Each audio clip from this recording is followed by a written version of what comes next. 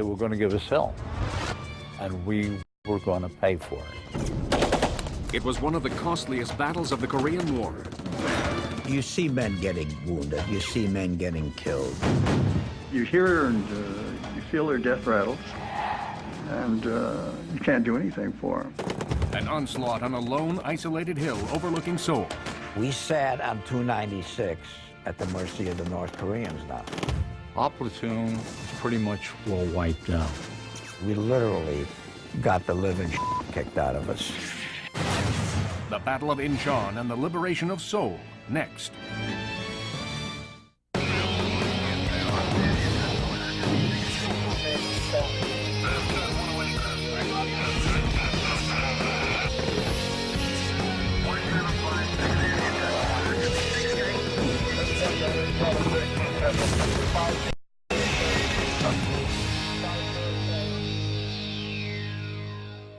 Inchon Harbor, Korea. On a clear and chilly morning, U.S. Marines are about to embark on a dangerous amphibious landing. Corpsman Richard Buckley is one of the Marines who will storm Wolmi-do Island, the first major milestone in the fight for South Korea. The danger of an amphibious landing, of course, is you're in the open. The enemy see you coming. And a lot of people are going to die because of that. The landing is the beginning of Operation Chromite, a massive assault to liberate the capital city of Seoul and push the North Koreans out of South Korea. Devised by General Douglas MacArthur, it's one of history's most daring battle plans.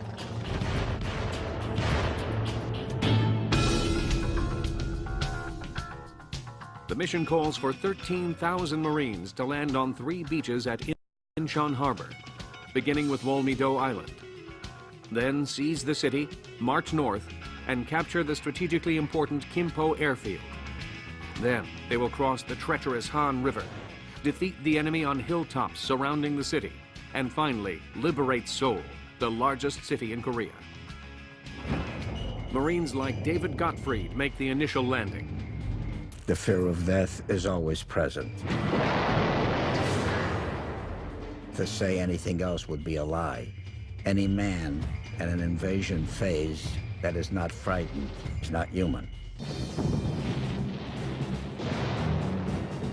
Inchon Harbor is known for its massive high tides, but it's the low tide that's especially dangerous for Bill Wida and the other Marines trying to land there. It was a really tricky landing. It had to be timed just right in order to get ashore there because of the tide. It dropped somewhere around 30 feet, leaving everything around Inchon nothing but mud flats. That could leave the troops literally stuck in the mud. Many military strategists believe the landing can't be done. But this is precisely why General MacArthur chooses Inchon. It's the ultimate surprise attack. We trained in the art of landing on beaches, so we were ready for this.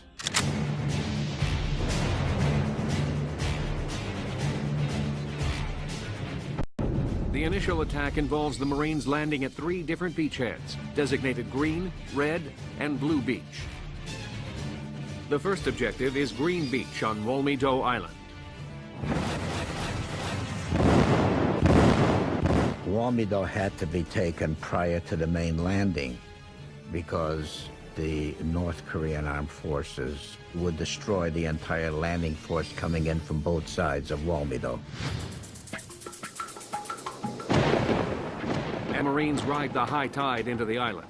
They aren't sure what kind of resistance they'll encounter.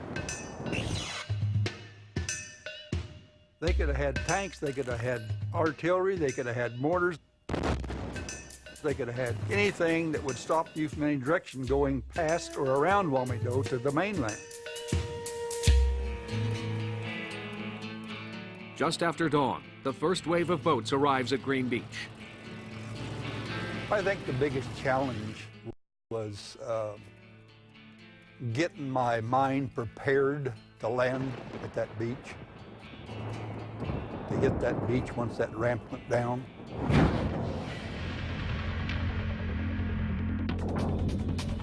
When the ram drops, in my case, and I can only speak for myself, it was not fear any longer. The adrenaline, I believe, kicks in, your thing kicks in, your job kicks in, what you're supposed to do kicks in, and the only thing that you can actually think of is Go like hell. on the beach, you're wide open. You're wide open to snipers, you're wide open to any kind of firing from behind, any kind of cover. So the objective is get off the beach. Immediately, the Marines encounter heavy enemy fire from the hills above the beach. It's a funny feeling when you're running and boom, boom, boom, you see spurts of bullets just hitting the dirt, and you know they're getting close.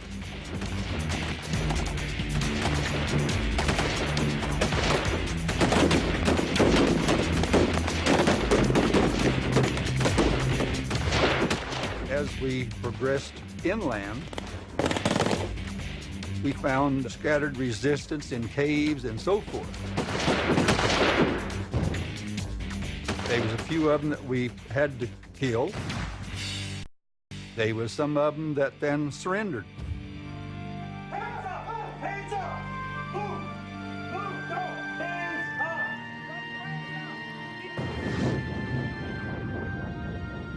up! Finishing them off was the flamethrowers, which cleaned them all up real good. So we didn't have any opposition left on the island. After several hours of intense fighting, Wolmedo Island is secure. When we realized we had secured the islands, they was a bunch of happy Marines. We had a feeling of success as well as good fortune. But the celebration is short-lived. The Marines must seal off the causeway that leads to the city. It connects the island to the mainland, which is crawling with enemy troops. Once again, the tide works against the Marines. For the moment, they are surrounded and stranded on Wolmedo Island, highly susceptible to a North Korean counterattack. Once the tide drops, whatever personnel, material, ammunition, and so on has landed on the island, that's it. In the entire 12 hours, I don't think there was a man on Wolmedo that did not keep looking at the causeway and waiting for the counterattack to come.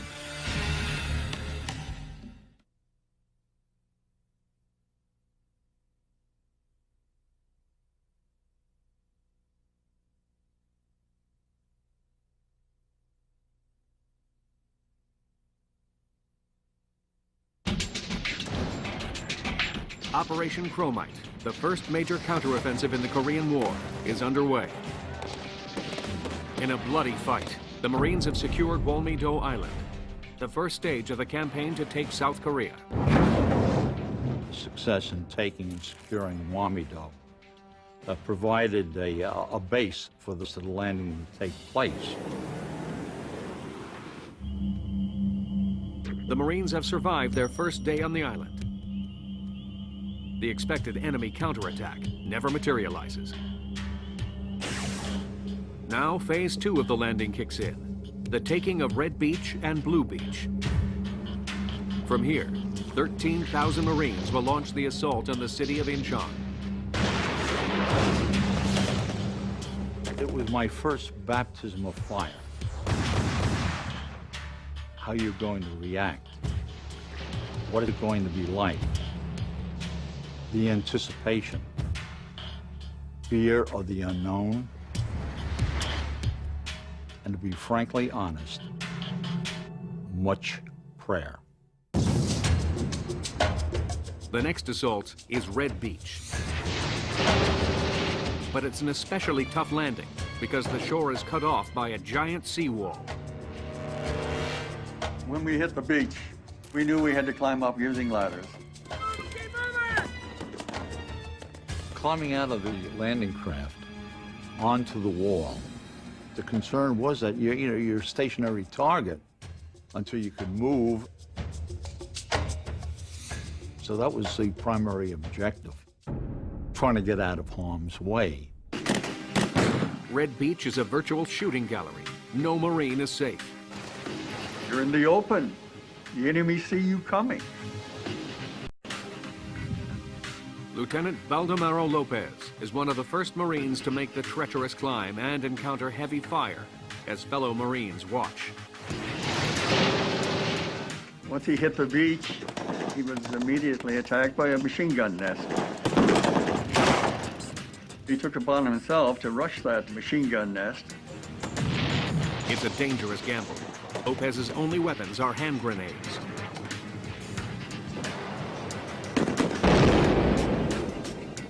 Lopez was in the process of throwing his second grenade, had pulled the pin. He was shot. And the hand grenade fell from his grip. Grenade! When he realized that he couldn't throw it, he jumped on the grenade and took the full blast of the grenade itself. He sacrificed his own life by throwing himself on that grenade. I heard later on that he received the Congressional Medal of Honor for that. And what we say in the Corps, being with it, Semper Fi, and that's what it was. Semper Fi, always faithful.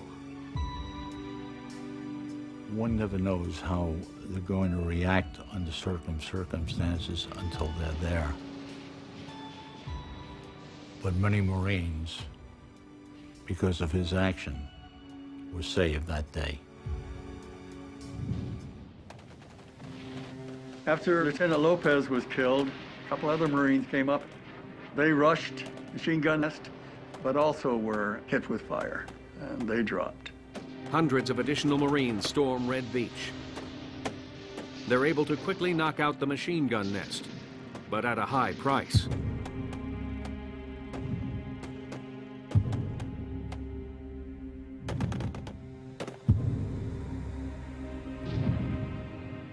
The first wave took the brunt of the heat. You're a moving target, and you had to advance. It was rather chaotic. Especially for Corpsman Richard Buckley, whose job is to somehow provide medical care for the wounded. At the sound of that, I've got to get my gear together and go. I came up beside this one. He had a shell that went through the tissue itself.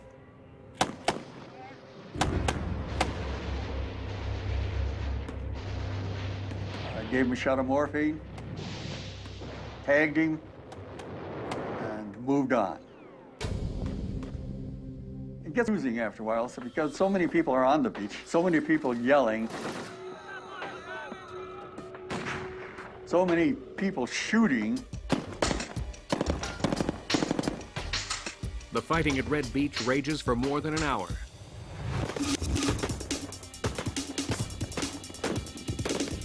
The Marines finally gain a foothold.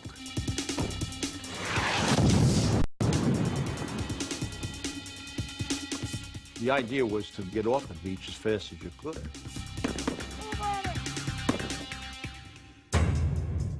More Marines are supposed to be landing at Blue Beach on the other side of Inchon Harbor.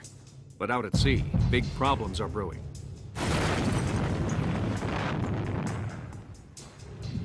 The harbor's infamous tide is dropping, and now the entire operation is in jeopardy.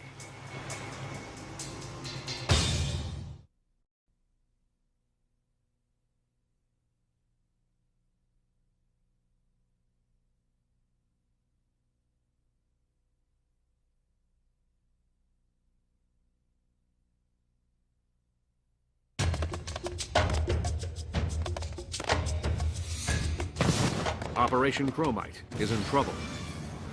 U.S. Marines have successfully landed at 2 beachheads at Inchon Harbor, Korea. But North Korean resistance has put the crucial 3rd landing at Blue Beach severely behind schedule. Now, the tide is low, and the Marines are stranded way offshore. When the word comes, then you go to the beach. Well, with this mud flats and this tide, we couldn't get close to the beach.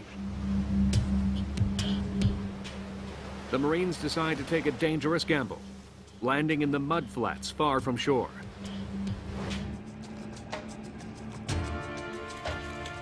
Ours was lucky enough to get within maybe 200 or 300 feet from the beach. Other Marines are now up to their knees in thick, heavy mud, scrambling to make it ashore.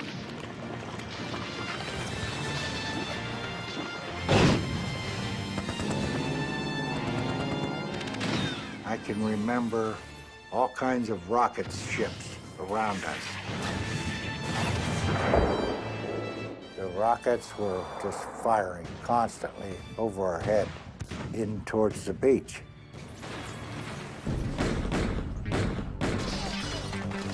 Dodging both enemy and friendly fire, they somehow make it ashore, only to encounter a giant seawall, just like the one at Red Beach.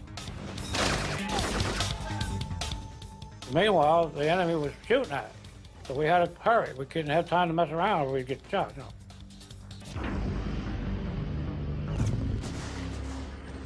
Fortunately, the airstrikes and battleship fire have wiped out enemy resistance. The Marines quickly capture Blue Beach. In the hills overlooking the beaches, the Marines are moving closer to their next objective, the city of Inchon. But they're taking heavy fire.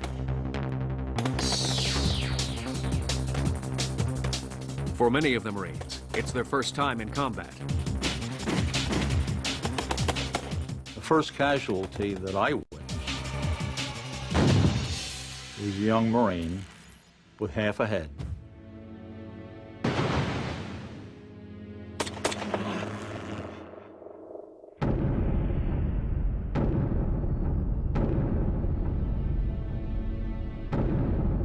The thoughts that go through your mind, there but for the grace of God go I. And I often wonder to this day who he was, what his family was, what his mother was. And you really don't have time to think. You're trained to do.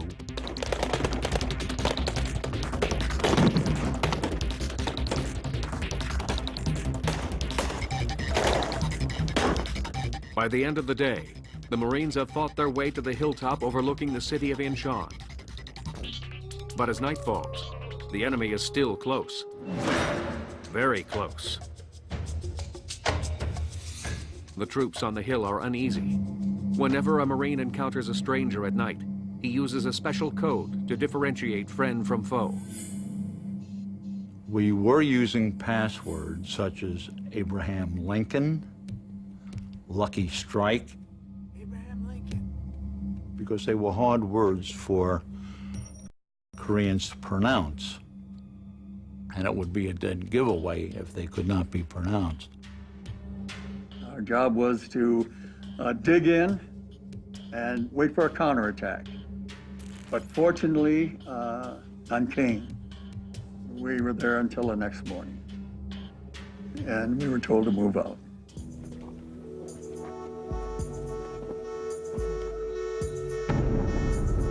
Phase 1 of Operation Chromite is a success. The 3 beaches have been taken. Now, the Marines are ready to march into...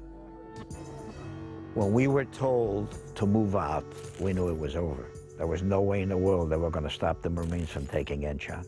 No way.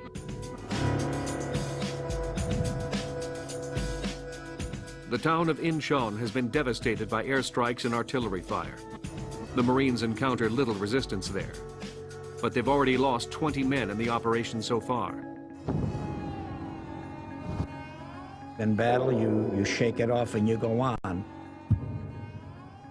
And you say, thank God it wasn't me. The mission won't get any easier. The next objective, nearby Kimpo Airfield, a key location for both sides. Whoever controls it has a big advantage in the war. Kimpo Airport was a very important piece of ground due to the aircraft landing and taking off there and getting supplies in and so forth. So Kimpo had to be taken. The enemy was dug in around the airfield to protect it as much as possible. We knew that the North Koreans would be waiting for us, because now they know we're here. And we're coming to get them. Night was falling, and we dug in, we took positions off the runway.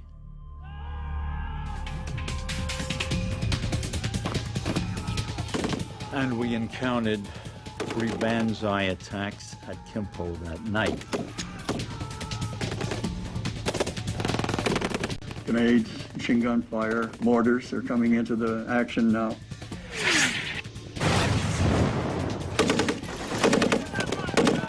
The Koreans would charge us with expletives, death to the American aggressors, death to the Yankees, GIs, you die.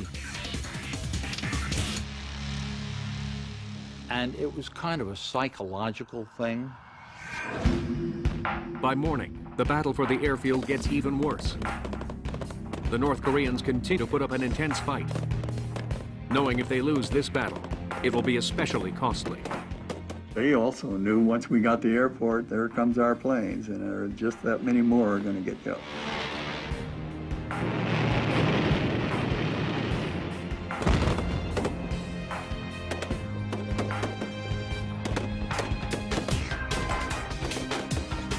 Kimpo was more of a running battle than a stationary type of a battle that we had at Walmido. The Marines pour everything they have against the hundreds of North Koreans defending the airfield.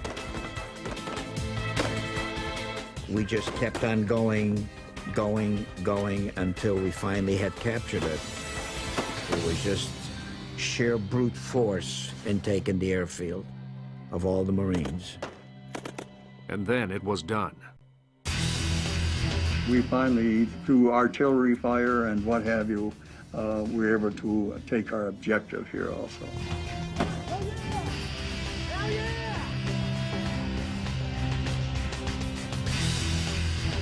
With Kimpo Airfield now secure, the Marines will soon enter a far more dangerous battle zone. And the mission will be made more difficult by General MacArthur himself.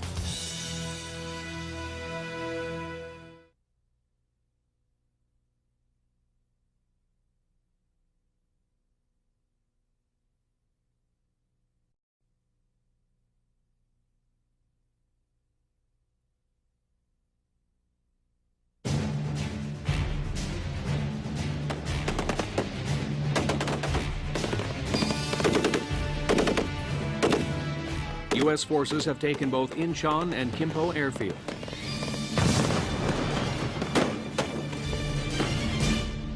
Now, Phase 4 of Operation Chromite begins.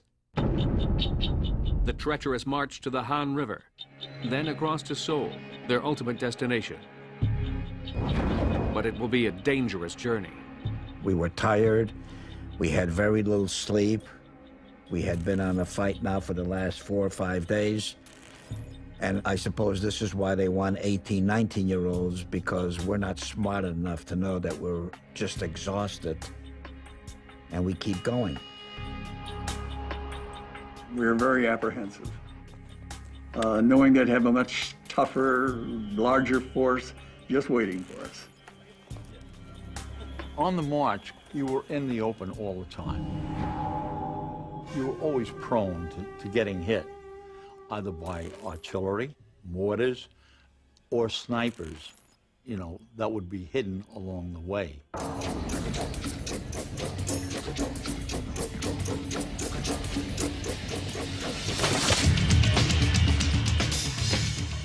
And one of the Marines got shot by a sniper and killed him.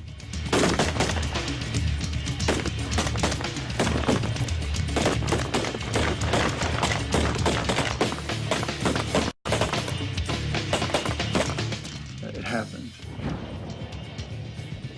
You bring them back, they bag them, they make them look good, and they put them in a bag, and they're going to the back in a refrigerator truck. And this is the way it happens. Nothing you can do about it. You just continue on to your mission.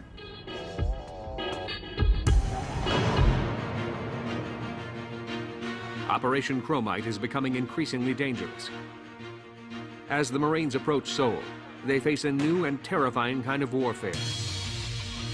Enemy troops hidden among the friendlies in several hostile villages. We had battles in between there in the little villages and so forth, because sometimes they would be a platoon of North Koreans in these villages. They'd get wiped out, and we would proceed right on through it. We were, in my mind, doing this for a reason. And that reason was to save our wives, mother, or sweetheart from having to face an enemy such as we were.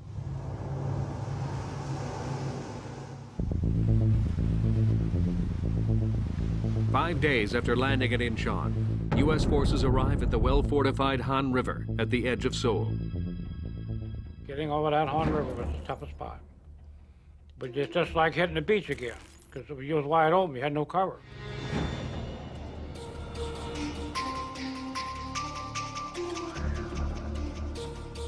The Marines have no idea that they just marched into an ambush.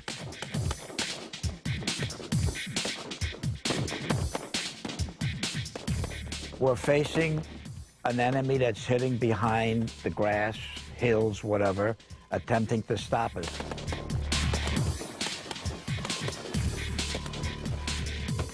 You're under fire.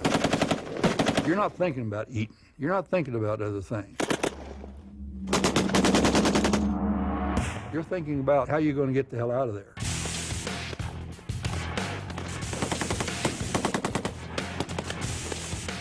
The firefight lasts several hours before the Marines finally clear the area. Now they can cross the Han. But there is an unexpected complication. General MacArthur and other dignitaries arrive and deem the crossing the perfect photo opportunity. They kept us waiting because a lot of VIPs were coming down to see us. While some Marines wait, others cross the river in amphibious tractors or over temporary bridges. The engineers had laid a wooden bridge down, a causeway, let's say, pontoons, rubber pontoons. And we just crossed it at 3 or 4 different parts of the Han River.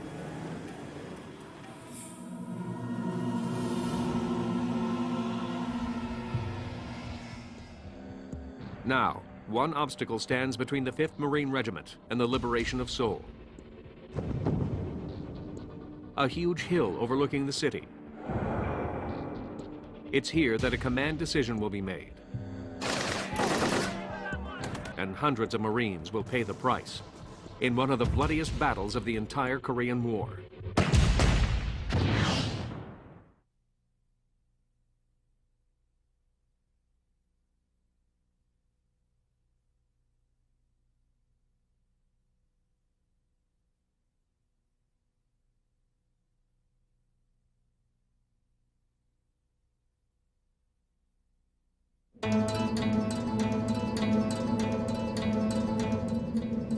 A week after landing in Inchon, U.S. Marines are now at the edge of Seoul.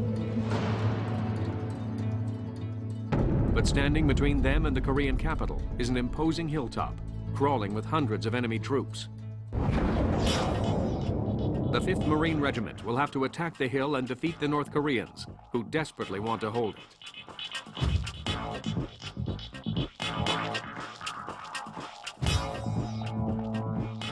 they were going to give us hell. And we were going to pay for it. Hill 296, so named because it's 296 meters high. It's rugged, steep, and strategically important.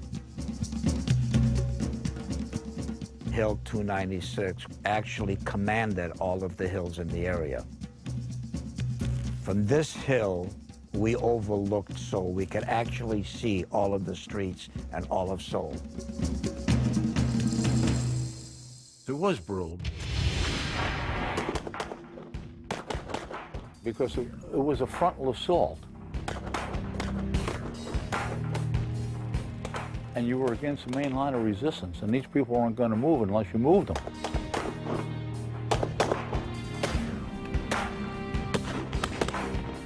They had set up long trenches. We were coming that way and had to do it.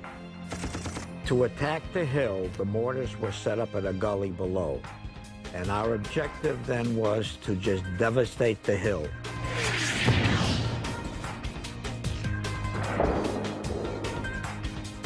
Being careful not to hit our own men. The mortar fire drives the North Koreans from Hill 296. The Marines have become kings of the hill. But a devastating counterattack begins. After we got up there, they immediately started shelling us with the mortars. So we knew they had the hill zeroed in.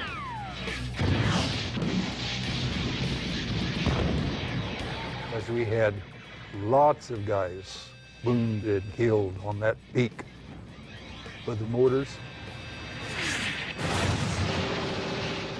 Then they would bonsai the hills, you know, up the hills after us. But we had lots of casualties on that hill. It was very difficult for our corpsmen to even get to the bodies. And the bravest guys I ever met in the battlefield were the corpsmen.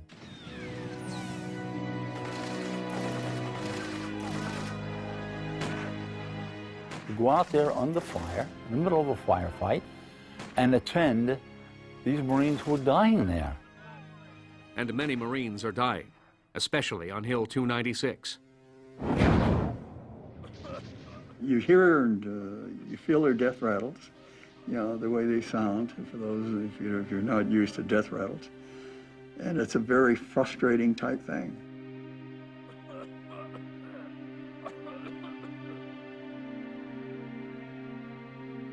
You can't do anything for them.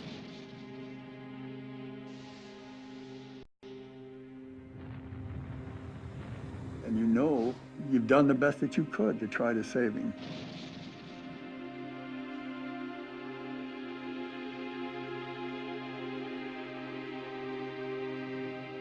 But you got to get up and move on. That's the hardest part, to get up and move on. The battle for Hill 296 is one of the costliest of the entire war. Not just for the Americans, but for the enemy as well. Especially when U.S. air power is called in and begins dropping lethal napalm bombs.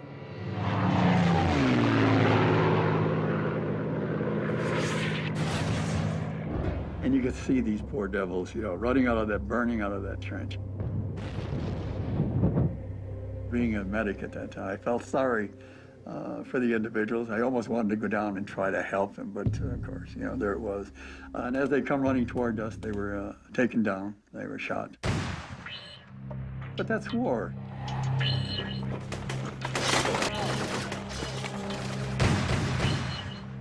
By the end of the day, the Marines succeed in taking Hill 296, but the fight is hardly over. Now it's a matter of holding it. The enemy now wants it back. They're going to keep counterattacking the hill. What made it an odd situation for us was the fact that after we had taken it, we were now in a position to jump off into Seoul. We were told we couldn't do it. Because the North Korean resistance is so fierce on the hill, The 5th Marines are ordered to stay and defend the strategic position against all counterattacks. It will cost them dearly in lives lost. Only when the enemy is defeated can the Marines jump off and leave the hill to join the invasion of Seoul. We sat on 296 at the mercy of the North Koreans now. Now they were in a position to zero in on us and keep attacking us. And in plain English, we caught hell.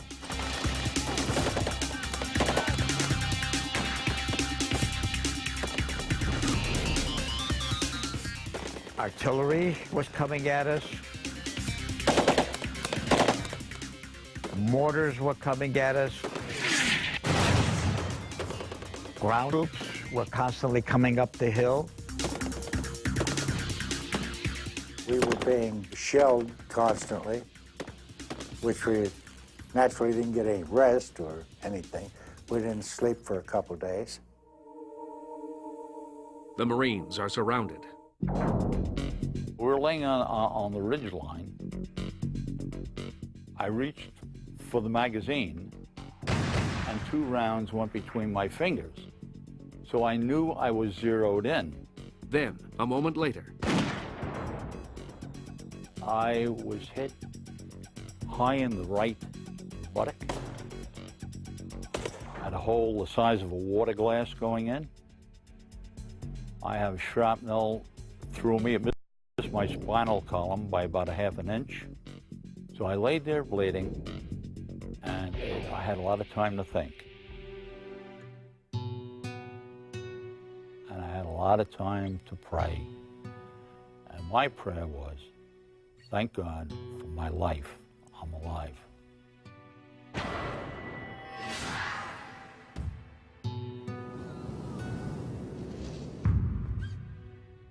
Looking around me, I had fellow Marines that were dead. And it was a very eerie feeling being alone. O'Leary is carried from the battlefield and later airlifted to safety. He is one of the lucky ones. Our platoon was pretty much well wiped out. There were very few men left.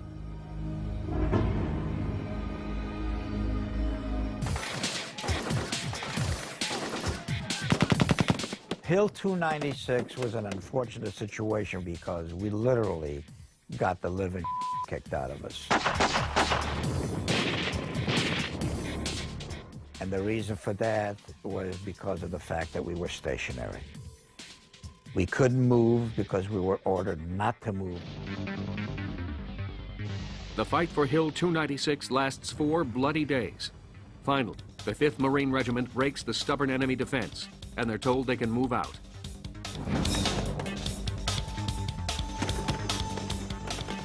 But after a week of battling communist forces on the beaches and hills of Korea, a new type of fighting awaits the troops on the streets of Seoul. Urban warfare.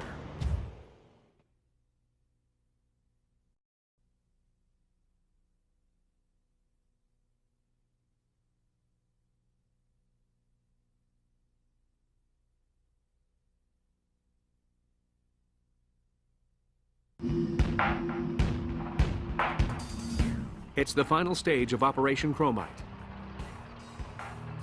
At last, the 5th Marine Regiment is ready to join others in the fight for Seoul. "20,000 enemy soldiers are waiting for them.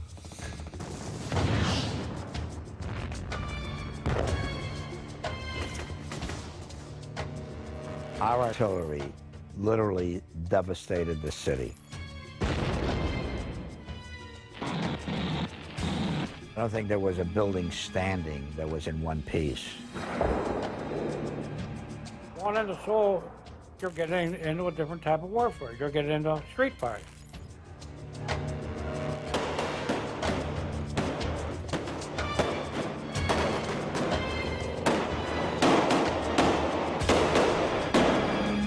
The North Korean forces were behind every lamppost, every barricade, every door. anything that can possibly be behind, they were there to kill us.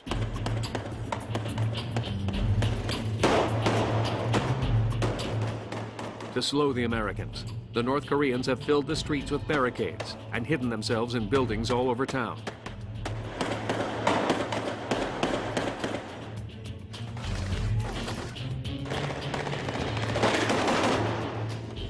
So it was a house-to-house type of an operation. We had to get in, get them out, and in essence, kill them. They were going to hold on to this capital city of South Korea under any and all circumstances. After 3 days of fighting, the U.S. has the upper hand in Seoul. To finish the job, the Marines must now take the Capitol building, the last stronghold of enemy troops. That was our next objective, the gun building. Ironically, after all the Marines have survived getting to the heart of Seoul, they encounter little resistance inside the capital. It's theirs for the taking. But eventually we edged our way there. They took down a Korean flag that was waving outside and put up the American flag.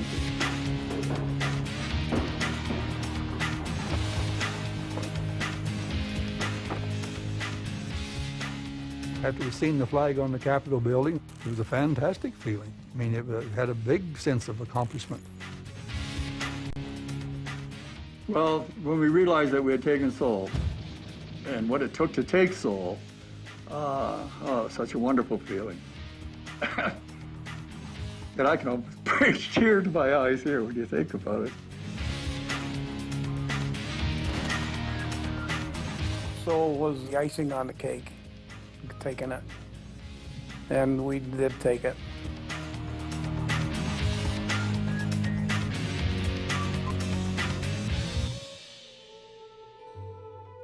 Retaking Seoul is the turning point in the entire war, and a bitter defeat from which the enemy never fully recovers.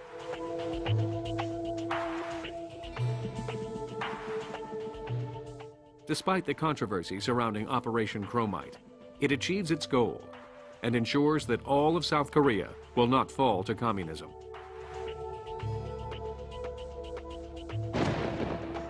More than a half-century has passed since the landing at Inchon and the liberation of Seoul. For the men who were there, the memories remain forever. Nobody wants to be a hero in combat. Everyone is afraid for their life. They are just hopeful that they can survive and get home in one piece.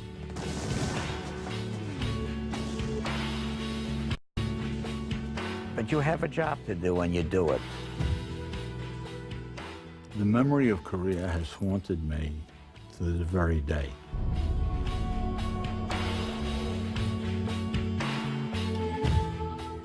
I have very few moments or nights that I don't think about my time there, about my buddies there, especially those I'd served with for 3 years or more. I believe that there was a purpose. I believe that we fulfilled that purpose.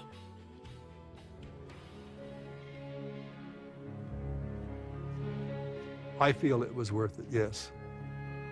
At least we had something to show. We did have a country that still was not communism.